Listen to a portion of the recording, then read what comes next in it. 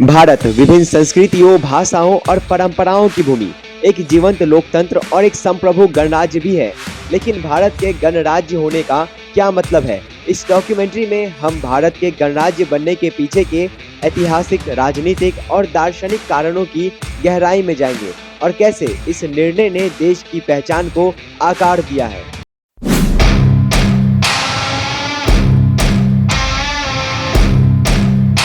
भारत की गणराज्य बनने की यात्रा एक दिन में नहीं हुई।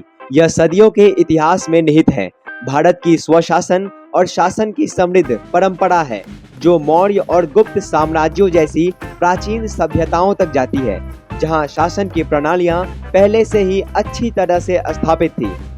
हालांकि 18वीं सदी में ब्रिटिश उपनिवेशवाद के आगमन के साथ भारत की स्वायत्तता धीरे धीरे क्षीण हो गई।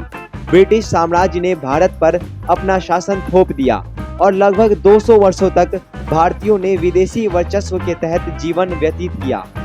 स्वतंत्रता संग्राम, जो महात्मा गांधी, जवाहरलाल नेहरू और सुभाष चंद्र बोस जैसे हस्तियों द्वारा संचालित किया गया, केवल ब्रिटिश शासन से स्वतंत्रता के लिए संघर्ष नहीं था, बल्कि लोगों के लिए, लोगों द्वारा और लोगों के लिए सरकार स्थापित करने के लिए भी एक संघर्ष था।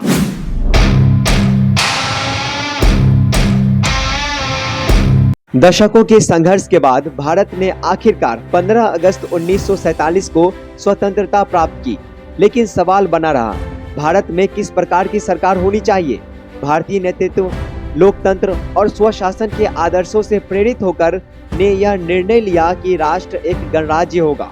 गणराज्य एक प्रकार की सरकार है जहां राज्य का मुखिया चुना जाता है, चाहे सीधे या अप्रत्यक्ष रूप से, बजाय एक वंशानुगत सम्राट के। यह भारत के लिए एक महत्वपूर्ण निर्णय था। डॉक्टर भीमराव अंबेडकर जैसे नेता, जो भारतीय संविधान के मुख्य शिल्पकार थे, मानते थे कि एक गणराज्य यह सुनिश्चित करेगा कि संप्रभुता लोगों के पास हो और प्रत्येक नागरिक राज्य के संचालन में समान भूमिका निभाए।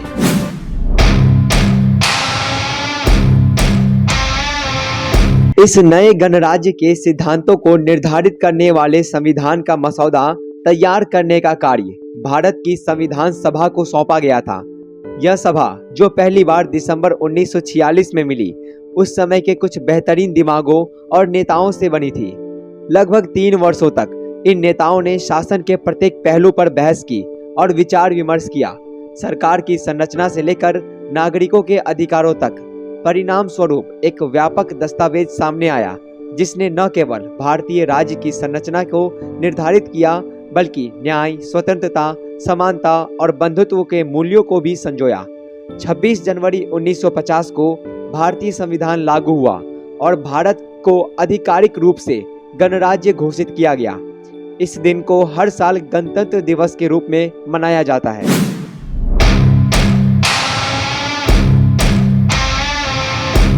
क्या कोई यह सोच सकता है कि भारत ने गणराज्य बनने का निर्णय क्यों लिया और कनाडा और ऑस्ट्रेलिया जैसे देशों की तरह एक संवैधानिक राजशाही के रूप में ब्रिटिश राजमंडल के भीतर क्यों नहीं रहा? यह निर्णय अत्यधिक प्रतीकात्मक था।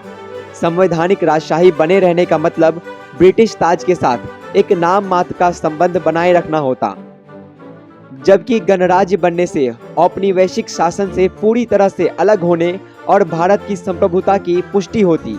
यह एक घोषणा थी कि भारत के लोगों की अपनी भूमि में अंतिम शक्ति है।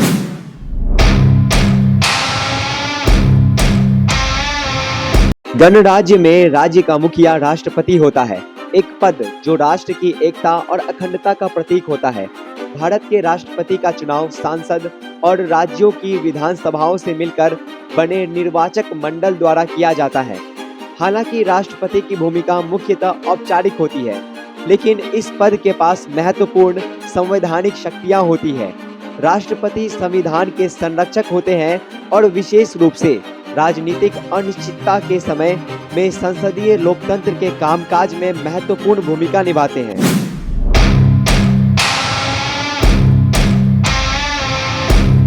गणतंत्र दिवस भारत के केवल एक राष्ट्रीय अवकाश से अधिक है। यह संविधान को अपनाने और भारतीय गणराज्य के जन्म को स्मरण कराने का दिन है। हर साल 26 जनवरी को राष्ट्र इस ऐतिहासिक अवसर पर परेड, सांस्कृतिक प्रदर्शन और सैन्य शक्ति के प्रदर्शन के साथ मनाता है। राष्ट्रपति गणराज्य के प्रमुख के रूप में इन उत्सवों की अध्यक्षता करते हैं। यह विचार सुदृढ़ करते हुए कि एक गणराज्य में राज्य किसी सम्राट की संपत्ति नहीं है, बल्कि लोगों की सेवा करने वाली एक सामूहिक संस्था है।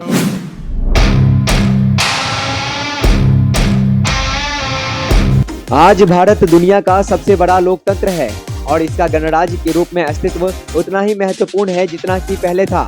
यह विचार की अंतिम शक्ति लोगों के पास है। यही भारतीय राज्य की एक आधारशिला है। हालांकि गणराज्य होना चुनौतियों से रहित नहीं है। भारत अभी भी गरीबी, भ्रष्टाचार और सामाजिक असमानता जैसी समस्याओं का सामना कर रहा है। लेकिन संविधान द्वारा स्थापित नींव इन चुनौतियों का समाधान लोकतंत्र और कानून के शासन के दायरे में करने का एक ढांचा प्रदान करती है।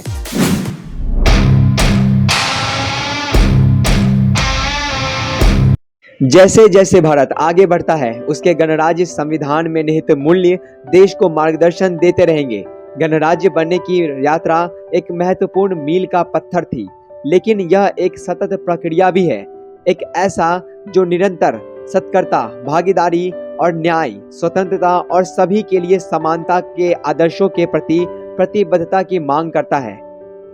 डॉक्टर भीमराव अंबेडकर के शब्द में, हम अब विरोधाभासों के जीवन में प्रवेश कर रहे हैं।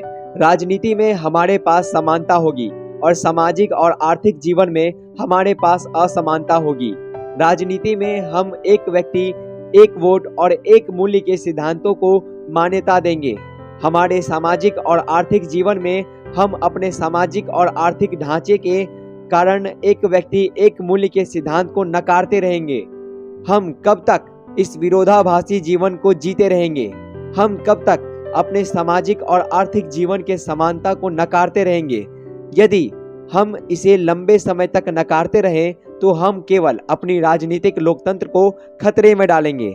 भारत की शक्ति एक गणराज्य के रूप में उन लोकतांत्रिक सिद्धांतों को बनाए रखने में निहित है जिन्होंने इसे 7 दशकों से अधिक समय तक मार्गदर्शन किया है, और यह एक जिम्मेदारी है जो प्रत्येक नागरिक वहन करता है।